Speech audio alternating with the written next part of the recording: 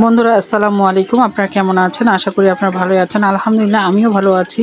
বন্ধুরা শীতকালীন সবজি তো অনেক কিছু পাওয়া যায়, তাই আপনাদের কাছে যা আছে তাই দিয়ে আজকে একটা মজার রেসিপি করে দেখাচ্ছি। এখানে নিয়েছি মূলা আর নিয়েছি দেশি আলু। আলুগুলো একদিন রেখে দিলে কিন্তু উপরের যে চামড়া অংশটা আছে কিছুটা মানে কেমন দাগ দাগ হয়ে যায়। আর কিছু নিয়েছি শিম আর নিয়েছি পাতাকপি।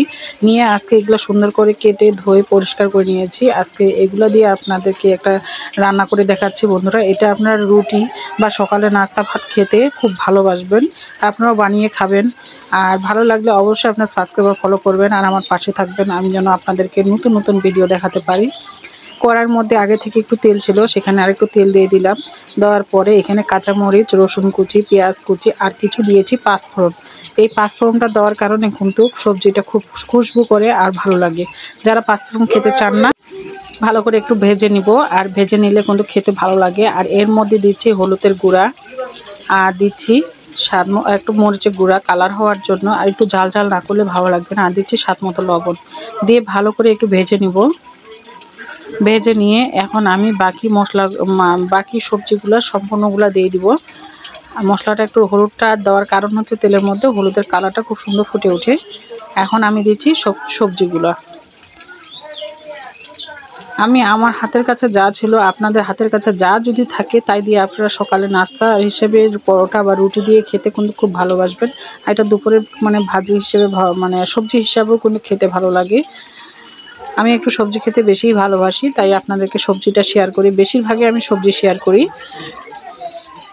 আর এই যে দেখুন উল্টে পাল্টে একটু ভেজে নিচ্ছি। নিয়ে এখন কিছুক্ষণের জন্য ঢাকা দিয়ে রেখে দিব।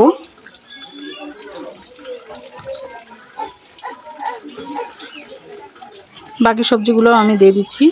অনেকগুলো সবজি হয়েছে, কড়াই ছোট সেজন্য ভর্তি হয়ে গেছে, সেজন্য আবার বাকি অংশগুলো আমি পরে আস্তে আস্তে দিচ্ছি। তারপর এখানে আমার কাছে হাতে একটা টমেটো ছিল, টমেটোটাও দিয়ে দিলাম। দিয়ে কিছুক্ষণের জন্য ঢাকা দিয়ে রেখে দিব। এখন সবজিগুলো পাতাকপি থেকে যখন পানিটা ছেড়ে দিবে তখন আমি আরেকটু নেড়ে চেড়ে দিব। যে নেড়ে চেড়ে দিয়েছি আর দেখুন কতটুকু হয়েছে। এখন অনবরত ভেজে যেতে হবে। আমার কাছে এভাবে যখন আমি সবজি রান্না করি তখন কিন্তু আমার হাতে সবজিটা সবাই খেতে পছন্দ করে। খুব মনোযোগ দিয়ে রান্না করলে তরকারির স্বাদটা আসলেই ভালো লাগে, খুব মনোযোগ দিয়ে রান্না করলে। আর যারা তাড়াহুড়া করেন তাদের কিন্তু সবজি খাওয়ার থেকে একটু মন দিয়ে একটু তরকারিটা রান্না করবেন, খেতে কিন্তু ভালো লাগবে। এখন আমি এভাবে পরিবেশন করে নিলাম। আর দেখুন একটু ভাজা ভাজা হয়েছে আর এটা ঘ্রাণটাও খুব সুন্দর হয়েছে। অল্প সময় অল্প উপকরণ দিয়ে আমি একটা সবজি বানিয়ে নিলাম। বন্ধুরা ভালো থাকবেন সবাই। আসসালামু আলাইকুম।